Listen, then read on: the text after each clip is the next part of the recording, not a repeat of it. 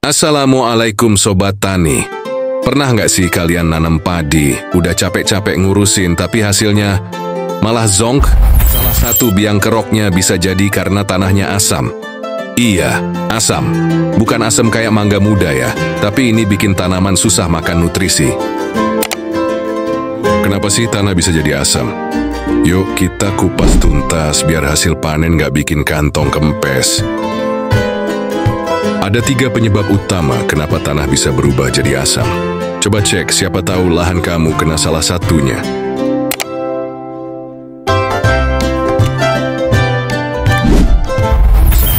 Curah hujan tinggi. Kalau hujan terus-menerus, mineral penting kayak kalium, natrium bisa ke bawah air hujan. Ibaratnya, kayak kamu udah nabung, malah dipinjem temen gak balik-balik. Nah, tanah jadi miskin nutrisi dan makin asam. 2. Karbon dioksida dari akar dan bahan organik. Ternyata akar tanaman juga ngeluarin karbon dioksida pas bernafas. Ini larut dalam air tanah dan berubah jadi asam karbonat.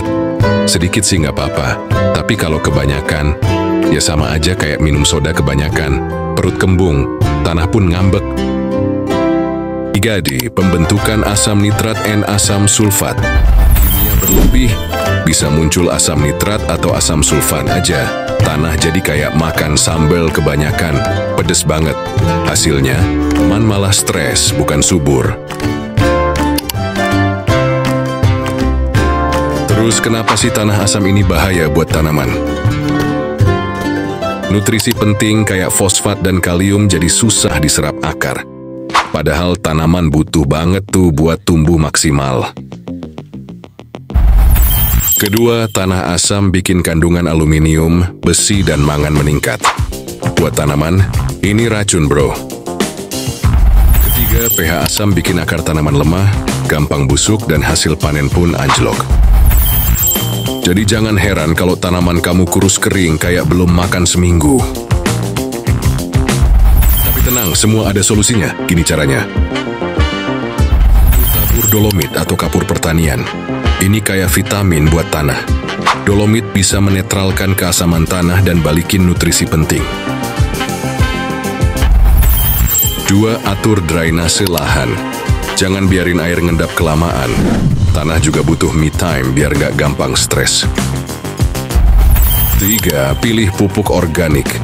Pupuk organik lebih ramah buat tanah dan gak bikin pH turun drastis. Plus, mikroorganisme tanah jadi makin sehat. Nah, Sobat Tani, sekarang udah tahu kan kenapa tanah bisa asam dan gimana cara ngatasinya? Jangan lupa rawat tanahmu, karena tanah yang sehat sama dengan panen yang melimpah. Konten ini bermanfaat, jangan pelit share ya. Like, komen, dan subscribe channel Hamba Allah Bertani buat dapetin info pertanian seru lainnya. Sampai ketemu di konten selanjutnya. Wassalamualaikum warahmatullahi wabarakatuh.